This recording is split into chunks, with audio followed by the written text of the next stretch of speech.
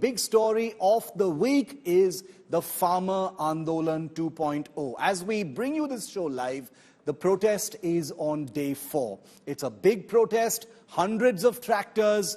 There have been violent incidents in some places as well, but talks are on between the government and the farmers. The reason why this story is so big, you don't need to be told that, is because the elections are only a few weeks away and the country already saw a year-long farmer agitation just a couple of years ago.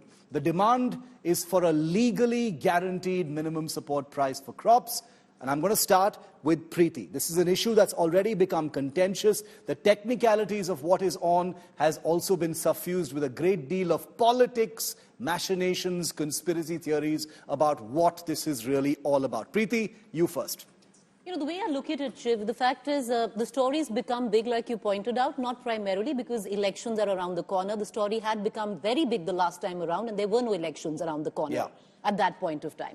Why, amongst the protests that were accepted by the government, was to set up a committee on MSP now and follow it through. Now, since then, what do the farmers say? That committee is not set. Now, is MSP feasible? There are multiple opinions on that, including multiple reports with the Niti Aayog, which argue both points, whether it's feasible, not feasible. The debate, what I feel personally, is got little to do whether MSP is feasible. What it has everything to do is farmers in this country cannot be stalled to protest. It's a fundamental right where protest comes into question.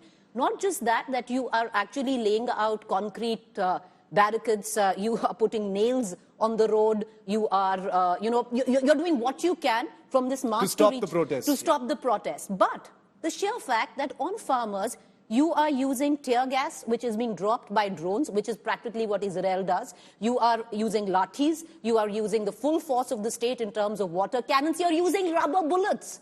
You know, why would you use rubber bullets against farmers? Now, there will be a thought which will say, oh, see what happened last time, around 26 January with what happened with the Red Fort. Yeah. Now, were farmers allowed to enter at that point of time? No. The whole face-off ensued for over a year. So you didn't allow it then, you're not allowing right now. What did the High Court, which is the Punjab, Haryana High Court, say?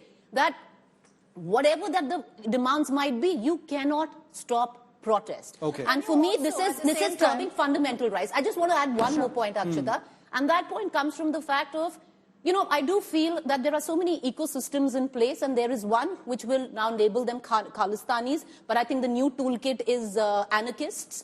And now, along with that, now, there are videos of farmers who are coming out. Now, there is one of the farmers who's one of the big leaders who's actually negotiating across the table, who's come out and said that Modi ka graph बढ़ रहा है, usko kam karna chahiye. Now, you know, everybody's politicized it.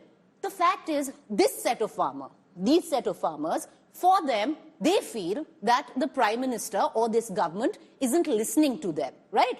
That they are, whether their demands are fair, unfair, whether their demands are fair, unfair, let the jury decide that, right? Okay. But that this government is not listening to them. It is an election year. Protest, let me finish. This protest is, is taking place during an election year. He has every right to protest before say, elections for leverage is a normal thing. He has every right to say, because he doesn't agree with the government, that the Prime Minister needs to go. So then the question is, who's politicized it? You're saying it's been politicized by someone else. It's by the farmer leader himself, and he says Modi's graph should be cut down. That is politicizing it. If you're sticking to a farmer's cause, why does it matter if Modi's graph is coming up or down? Because a farmer is, other than a farmer, also a voter. This particular voter doesn't like the policies. Let me finish. Doesn't like the policies of this government. Is he protesting as a voter or is he protesting as a farmer? He's protesting as a farmer for his rights. Is he protesting against a Modi government or is he protesting for his rights? If the Congress was in power, the same issue was there, would he not be protesting? Guys, let's do this one at a time. Circling right back. He feels, as a voter and as a farmer, election year,